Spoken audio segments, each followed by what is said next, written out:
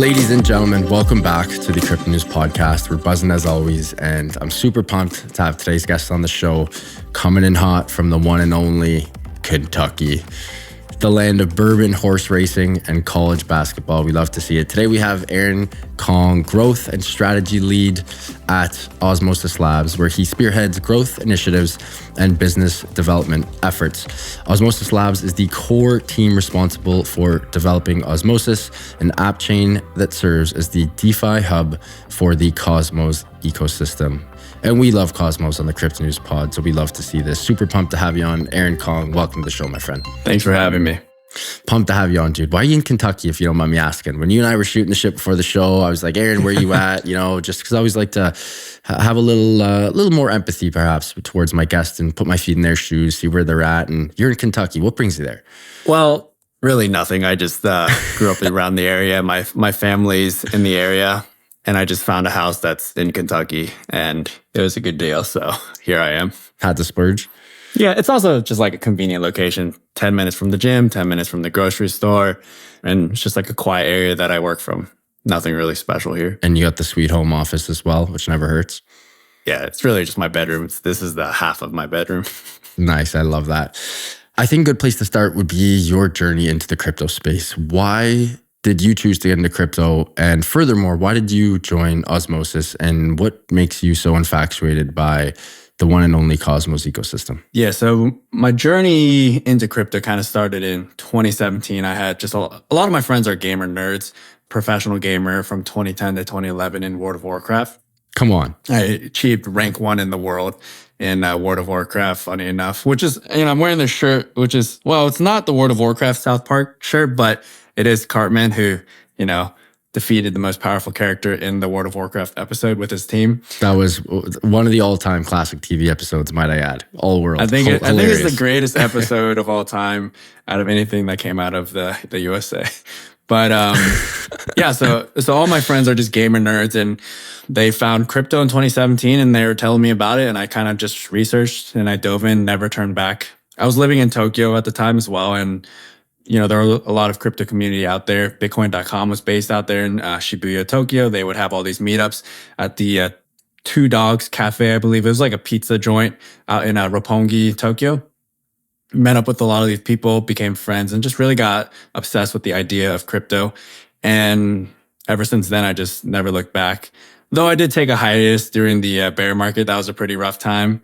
Aside from the bear market, even, I still kept up on tabs. I just wasn't as in-depth and just researching all day, every day like I used to. But then, as things started pumping again, I just dove in, started researching DeFi. And Osmosis was the first DeFi experience that I actually stepped into. I had learned about and read about, many other DeFi protocols and apps that you could, earn on. But Osmosis was the first one that had a community that kind of facilitated a nice entry, kind of, gave everyone tutorials, taught everyone how to get into it. So I was just really obsessed with Osmosis after the community was just very welcoming. And then ever since then, I just kept on grinding on Osmosis. I love that. We're going to get into Cosmos and Osmosis in one quick hot minute. But before, I want to go back to World of Warcraft. How the hell did you get to being ranked number 1? Like, that's absolutely absurd. That is bananas. Was there a training regimen? Was this just all natural Aaron Kong skill from day one? Like, did you just pop out of the womb, a little gamer baby? Like, how did you get so good at this game, which is also top 5 most popular game in the world? Like, you got to have some tricks up your sleeve.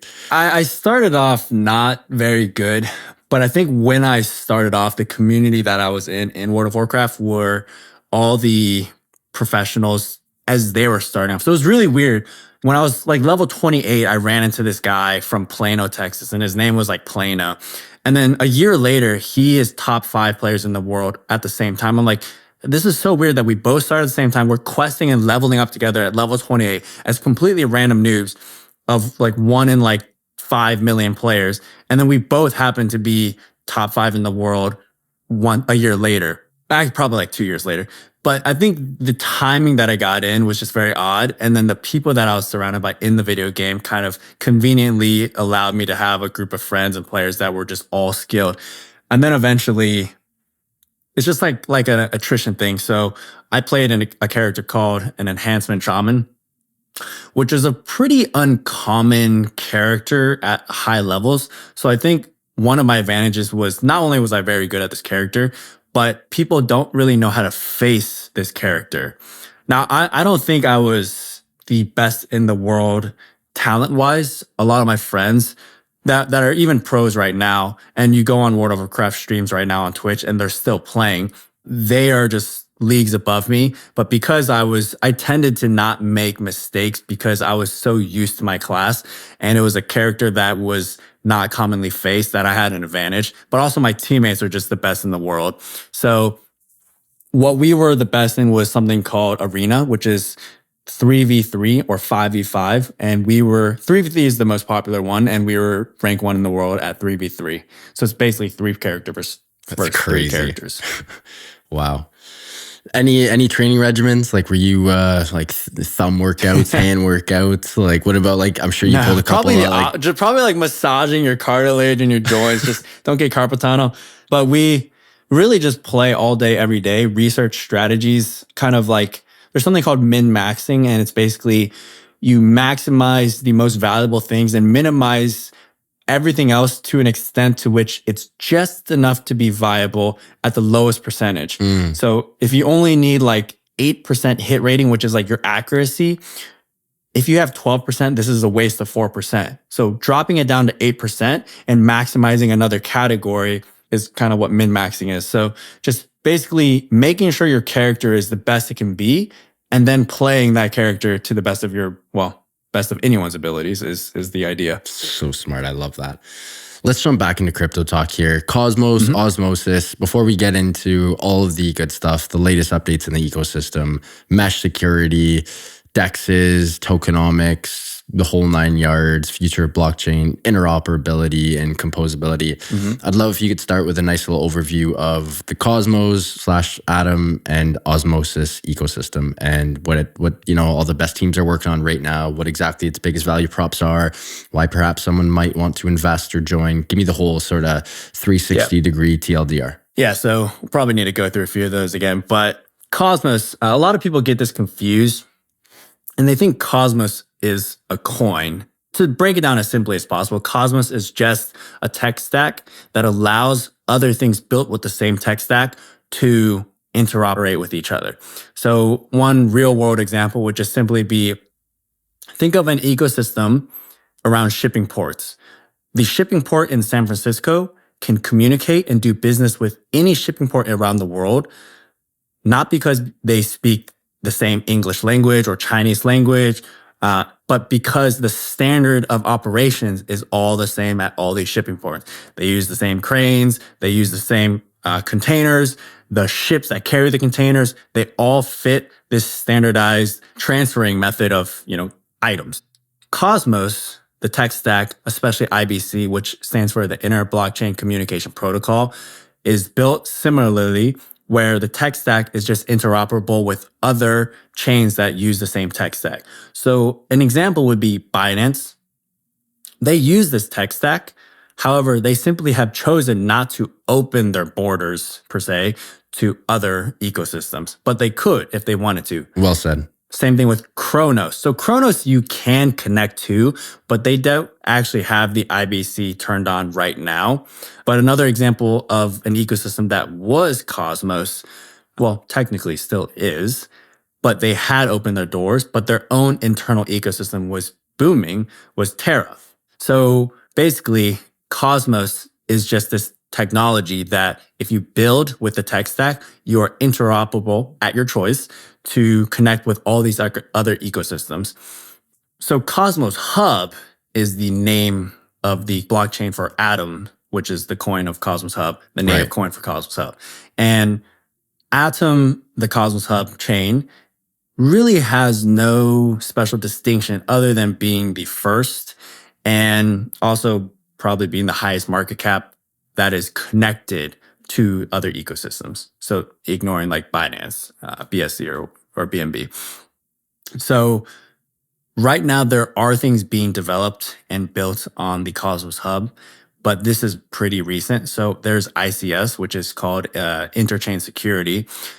And basically, this is kind of similar to mesh security, except mesh security sits at a higher umbrella, and ICS, the idea, sits below that.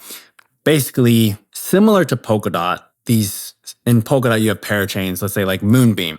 If Polkadot's chain went down, Moonbeam is dead. Moonbeam cannot exist without Polkadot existing. Yeah. So ICS has a similar model where you can launch your blockchain onto ICS and use the Cosmos Hub's validator set to power your blockchain or your ICS chain. So like something like Neutron is doing this.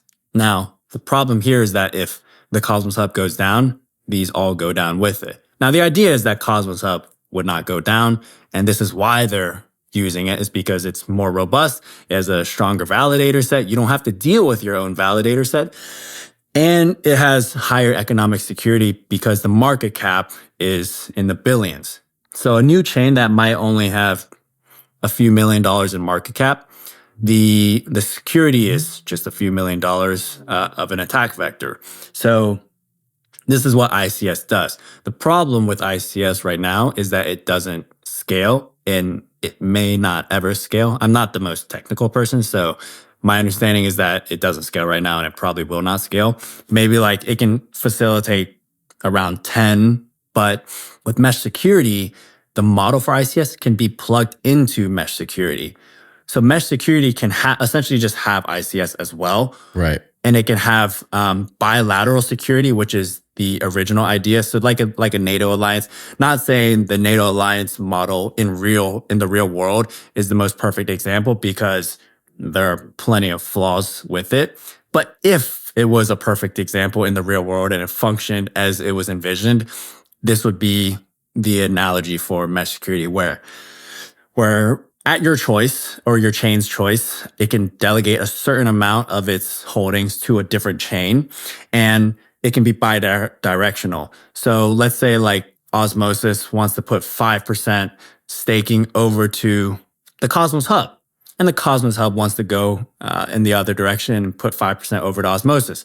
So it's staking 95% internally, and then it has just this 5% crossover. And this crossover is just like this mesh security and, gives additional economic might. But on top of that, there can be the ICS model, like I said, that can be plugged into mesh security eventually. And this is all being built out right now. Like this is within this year's scope. This is not like a dream far out years away.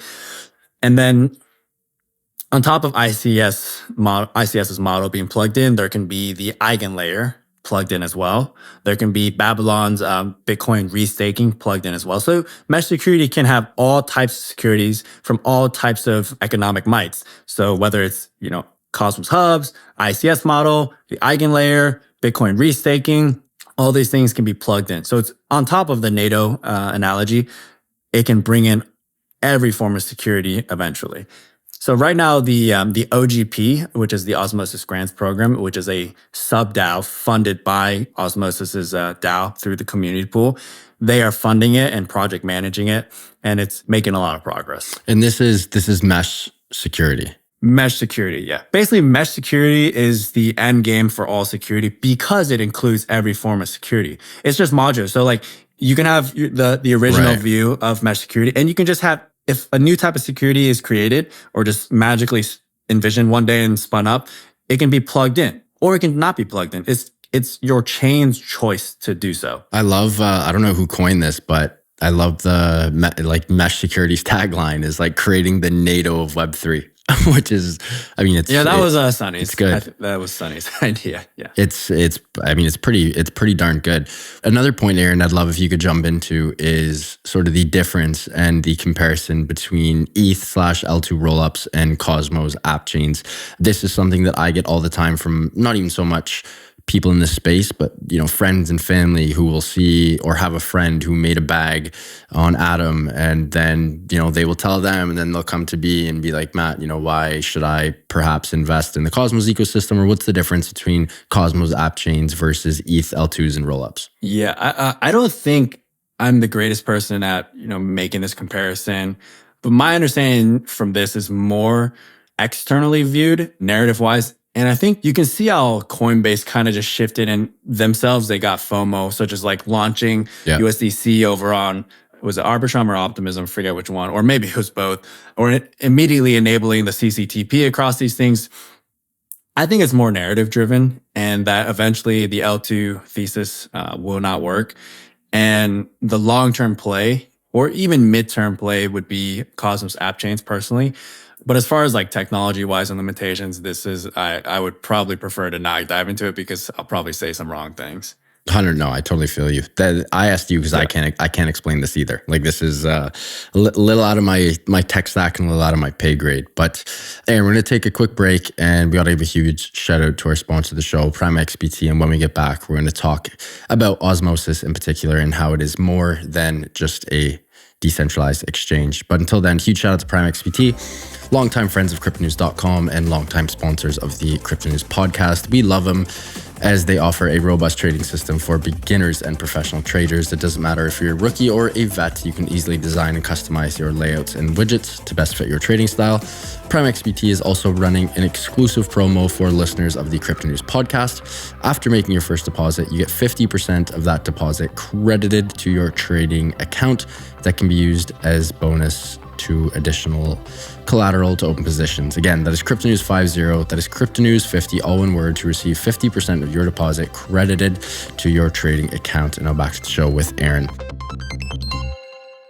Let's jump right into Osmosis. Give us the 360-degree elevator pitch and how it's more than just the DEX. Sure. So think Robinhood, but decentralized. Think Binance and Coinbase, but decentralized. Think of everything you want to do in crypto and where you want to hold everything, where you want to trade everything, where you want to potentially use all these DeFi primitives. This is the Osmosis vision. And not just to be the DeFi hub, the greatest DEX in all of crypto. And, we're sprinting at this over the next year or so, but to also be the DeFi hub that facilitates the most interoperability. One-click swapping, one-click trading, one-click everything, one-click onboarding. This is the goal because we think that the greatest UX is what's going to win eventually. You don't need to know that you're using tech that is Cosmos based. You don't need to necessarily even know that you're using IBC. But all these technologies, all these tools, all these teams that are building on it, the one-click UX is the main goal here. So, everything should be seamless for the user. And this is what happens on something like Robinhood. It's just a seamless experience. And it should feel rewarding, and it shouldn't feel like there's a barrier to enter. And this is what we're building. That's quite the tagline, like the decentralized Binance, Coinbase, Robinhood, blah, blah, blah. Talk to me about sort of direct to consumer use cases where a user like myself wants to use Osmosis. I jump on, easy peasy, no real true profile creation. It's connected to my wallet and I can trade how I want to with minimal points being taken from me, and the rest takes care of itself. Is that sort of accurate? Yeah. So one of the greatest features that Osmosis has, or anything in the Cosmos, is that it has the IBC tech in it, which makes things extremely fast and cheap. So you want to do a transaction on Ethereum, you're paying multiple dollars, if not, depending on traffic times, like up to $40 or $80 sometimes.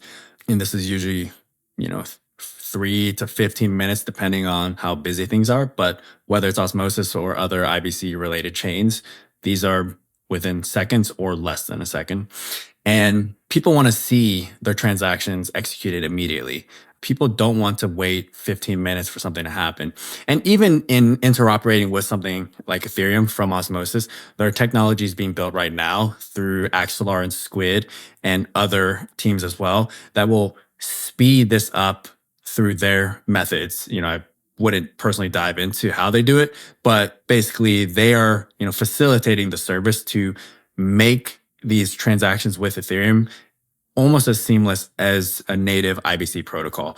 But yeah, like whether you said you want to trade, if you want to execute a trade on Uniswap, it's a lot slower. If you want to execute a trade on, potentially a random siloed blockchain, maybe let's say Algorand, or even currently Polkadot, the liquidity is limited over there and your interoperability is limited over there. So how do you bridge out of Algorand? Well, quite frankly, I don't know. And that's the problem, right? It's a nightmare. So this is something I should know. Yeah. How do you bridge out of Polkadot? Well, right now there actually is finally coming, the tech from Composable Finance, and we're working with them right now.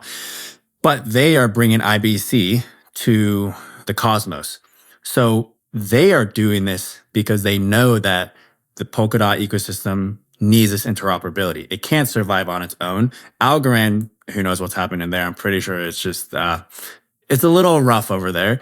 But interoperability is the most valuable thing in the space because liquidity may be siloed, but that is potentially irrelevant as long as everything is interoperable at a seamless level. So sure, if you want to bridge over from Ethereum and wait 15 minutes and spend $80 on a transaction, and that's not always obvious, of course, but sometimes depending on what you're using, it could be quite expensive. You might do it once, you might do it twice, you might do it whenever you want to withdraw fiat or add fiat. But you're not doing this every day, 15 times a day, or you're not going to run a bot between the two ecosystems because it's just too expensive. So interoperability is one of the most pivotal players here.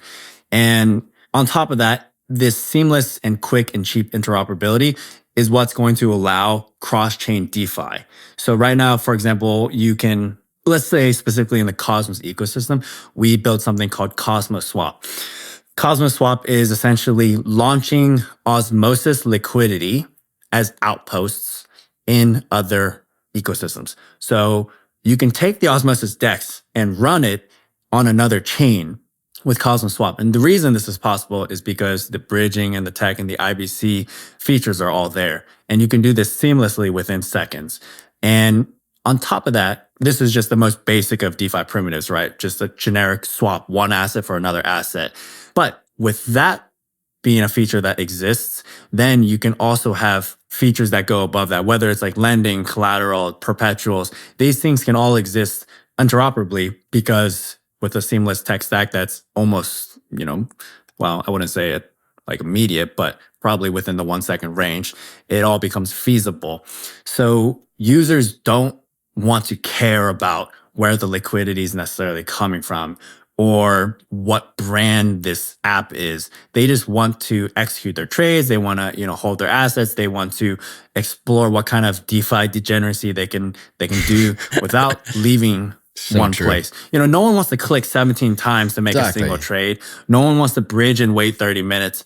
So this is the goal, is that everything is seamless, quick, cheap, and is housed in one area. How else do you think decentralized exchanges, and more specifically Osmosis, how do you think they can compete, or better yet, outcompete centralized exchanges? So I think a lot of this is narrative driven. So right now, people this past year or these past 6 months, well, maybe 8 months specifically, they have just lost a lot of trust in centralized entities, whether it's Genesis, Gemini, Earn, FTX. I have many personal friends and colleagues that lost a lot of money in these things. And these centralized actors, even like Prime Trust, look at what's going on there. These things are just happening day in and day out with centralized entities. And it's kind of like baffling that they all make the same mistake somehow. Like, just hold your assets in a proper manner and don't degen and YOLO your assets. Even look at SVB in the TradFi world, which obviously like lots of tech startups and crypto startups were using them, but you just can't trust them to act properly. So whether someone doesn't want to put all their holdings in a decentralized manner, at least diversifying is probably a logical narrative right now. And this is the DeFi way right now. And not only are we seeing this within retail users and the crypto community, even, traditional finance communities are saying this. You even see Mark Cuban tweeting about this, saying like, all these bad things that are happening in crypto are the fault of centralized entities, literally, and not at the fault of decentralized protocols. Of course there are hiccups and hacks here and there. A lot of them are just bad code, things that weren't audited, or just maybe insider exploits as well. 100%. Aaron, one thing that really intrigues me is someone who's a marketer and salesman who likes to move the needle per se. How do you steal users from centralized exchanges? How do you get whales from centralized exchanges over to decentralized exchanges? Because that's, trying to put my feet in your shoes and your team's shoes. I know that's something that I'd be curious to understand how you guys can do it. I'm sure you can't share the whole playbook, but share what you can if you don't mind. Yeah, I think, some of the more common thoughts are that there is a narrative, like not your keys, not your wallet. So if you hold it on a centralized exchange, it's not yours. You don't own it, right? Unless somehow they're integrated with your wallet and you're giving them permissions, but that's another story. On top of that, centralized exchanges, their community is oftentimes not really there. There's no reason for some of them to have a community. Like, what is Coinbase's community? If you want to explore options and actually take part in the growth of an ecosystem or potentially a decentralized finance hubs ecosystem like Osmosis, you get to have a say and have a voice in Osmosis. You can go to governance, you can write on the forums. And a lot of times people say like, oh, write on forums, like, this is like trivial. No one does that. And this is irrelevant, but it's actually incredibly relevant. And if you write on forums, like you get replies, the community is there. A lot of things have been spun up from the community and a lot of the growth is because of the community.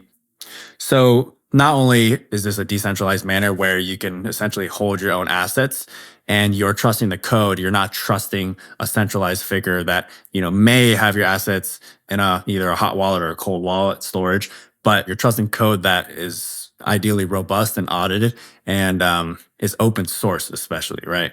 So the open sourcing of Osmosis is a very big thing for Osmosis in the community. And within the Cosmos, there are kind of crusaders that heavily push for open source code. And you'll see this on social media where, maybe a closed source protocol is, voicing some things and basically community members will say, hey, like you need to open source that. We're going to vote no on it. So yeah, I think those are some of the main things as to why users would choose a decentralized exchange over a centralized exchange. Now, some of the reasons to use a centralized exchange would be, probably a faster experience because it's centralized. It doesn't need to go through blocks. It's not at the whim of the blockchain. It's literally just a centralized order book. And also some people might just not care. And that's honestly probably the biggest thing. You just don't care. And I use both because some things are convenient and that's fair. Some things are not convenient, but long-term, I prefer DeFi, and anything short term, I still am at the whim of centralized exchanges, such as going to my bank account. You still got to go through Coinbase for me because I'm based in the USA. 100%. No, that was very well said. Aaron, you've been on a roll here. You have covered everything on my list. I mean, we've gone over a lot, and this has been a great episode. Before we let you go, any hot takes? Would you like to jump in the hot take factory, let a couple fly? It doesn't have to be crypto or Cosmos related or anything of the like, but we'd love to hear a couple Aaron Kong hot takes before we let you go. Hot take one, people don't care about decentralization. People just care about how much money they can make and the relative risk to it. If there's a 0.1% risk on Coinbase and a 0.15% risk on Osmosis, but the yield difference is between 4 to 10%, no one's going to care. People will take the 0.05% risk on any decentralized platform, or it could be vice versa as well, right? So this doesn't necessarily mean Coinbase is safer by any means. I mean, you look at like Prime Trust going down, you look at Coinbase, or Binance even just potentially getting shut down. Totally. So probably, users don't care about decentralization. This doesn't mean I don't care, but I don't think users care. And the zealots and the crusaders will definitely care, but this is probably 1% of the population. Most people just want the most seamless experience and they just don't want to waste time figuring things out. And most users will have a low attention span and they will seek the easiest ecosystem out that makes onboarding as simple as possible. I completely agree with you, my friend.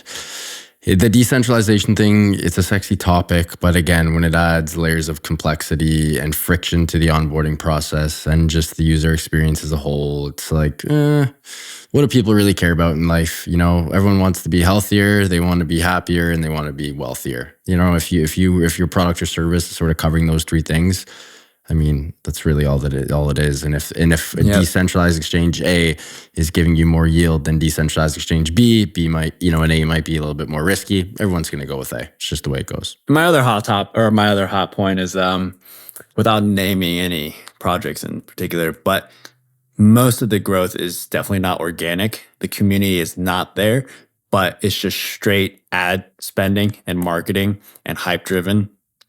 But longevity and quality of projects is, not there. So, certain ecosystems may have billions to spend, but it's just kind of like propped up on their amplification spending. Yeah. I don't think that might not even be a hot take. I think most people actually probably agree with that. Yeah, 100%. That's like when you see, a 94 Civic with a $20,000 kit on it, like we all know what's under the hood. You know what I mean? Yeah. And, they are very prevalent. You just go and look at their ecosystem pages. You go look at their communities. You can also tell when the community what the community talks about. When the community talks about how they can contribute, what the roadmap is like, where is this growth happening, and actually learning themselves and becoming valuable members and contributors themselves versus just, oh, how can I make more money? Hey, like, where's the airdrop? Hey, why am I not getting more yield? That's kind of the difference that you'll see in certain communities. So true. Aaron, great episode, man. Like I said, really appreciate you coming on. Before you go, can you please let our listeners know where they can find you and Osmosis online and on socials? Yep. Me personally, you can DM me on Telegram or Twitter at AaronXKong. And then Osmosis specifically on Twitter is Osmosis Zone. And if you want to explore Osmosis and learn about it, we have a Telegram chat that currently has 24/7 support. So that is just osmosis_chat. And someone is always around kind of contributing and offering support and education if you need it. Also, you can just go to osmosis.zone and there are some educational pieces there. You can explore the website and the app through that. Love that. And also we have some pretty big releases coming up in the next few weeks and some pretty big announcements that'll happen at OsmoCon, which is July 21st in Paris. If you want pretty much free tickets, just DM away. Aaron's the plug. Aaron's going to hook you up. We love that. Aaron, thanks a lot, man. Really appreciate it. And can't wait to have you on for round 2. Thanks, Matt. Folks, what an episode with Aaron Kong from the one and only Osmosis. Him and the team are making waves and buzzing in the Cosmos ecosystem. We love to see it. Huge shout out to Osmosis and Aaron for coming on the show. To the listeners, if you guys enjoyed this one, and I hope you did, please do subscribe. It would mean the world to my team and I. Speaking to the team, love you guys so much. Thank you for everything. Eustace, my amazing sound editor. Appreciate you as always. And to the listeners, love you guys. Keep on growing those bags and keep on staying healthy, wealthy, and happy. Bye for now, and we'll talk soon.